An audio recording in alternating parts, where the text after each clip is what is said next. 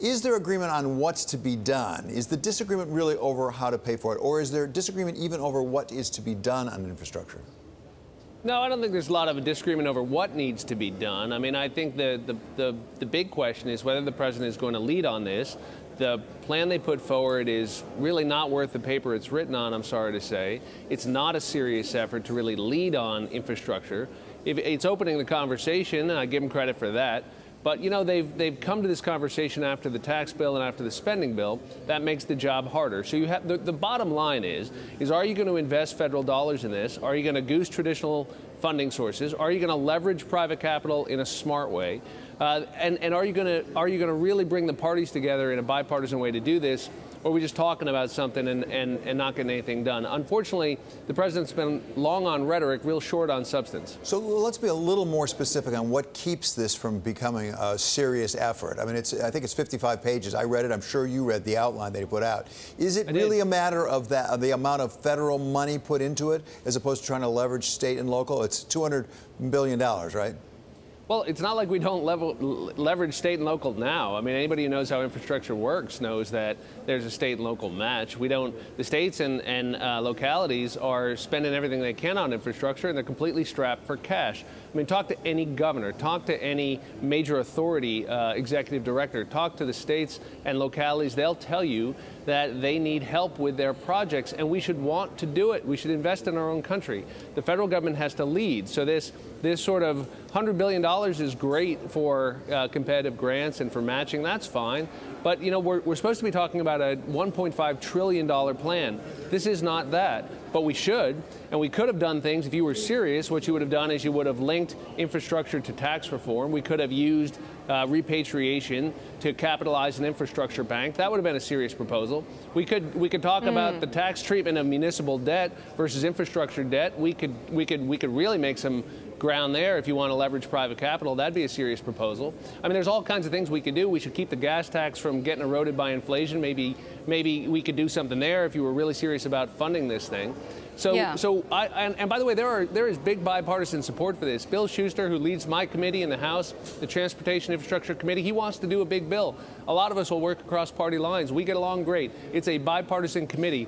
We need to know the White House is going to be there to support real funding and real solutions so we can get something done. Well, President Trump seems to be leaning towards raising that gas tax, but the criticism there is that lower-income people will have to pay a larger share of their income when it comes to that tax. Is this still worth it?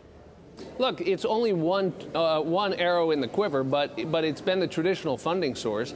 But there's no reason we can't look at mobility taxes. There's no reason we can't, you know, look at technology and better targeted user fees so that we can be more fair about the way we do that, more progressive about the way we do that. But that's why it's only one part of an overall funding solution. A lot of us would take politically difficult votes on any fair combination of resources, but we want to fund our infrastructure. I just came back from China. I mean, China is rebuilding the infrastructure of large parts of Asia and the Middle East and of Africa to fit their global economic goals. You can ride on a bullet train going 310 kilometers an hour, put your coffee on the windowsill, and it doesn't vibrate. What do you say we invest in our own country? But the president's going to have to step up and say, here's how we're going to do it. And a lot of us would take tough votes to support it. Sure, I've experienced all of that in Asia. And Congressman, you've worn many hats in the past. One of them were as White House staff secretary under President Clinton. We see the Rob Porter controversy unfolding. Where did the process break down in the White House? Well, I don't think people understand that when you're staff secretary like I was, you know, the National Security Advisor doesn't give the president a memo. He gives it to the staff secretary, to you. And that's true of every senior White House official. And this protects the president from information that's not ready for his attention or that hasn't been shopped around so that other people get to weigh in. And so the staff secretary literally sees every document the president sees. Truth is, he sees more because he decides what the president doesn't see.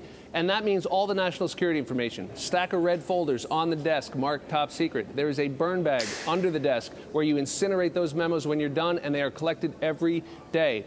So when you have someone in this position who can be so easily blackmailed, it's a big problem. And when you knew about it early on and did nothing, it's an even bigger problem. So finally, Congressman, let's talk about whether it's a bigger problem, because today we learned that there are a lot of people with these temporary security clearances that have not been moved into permanent. Was that typical when you were in the White House? And if that, in fact, is an aberration, if something is wrong there, is it fundamentally, I understand the president is in charge, but under the president, is it fundamentally the responsibility of the chief of staff or the White House counsel?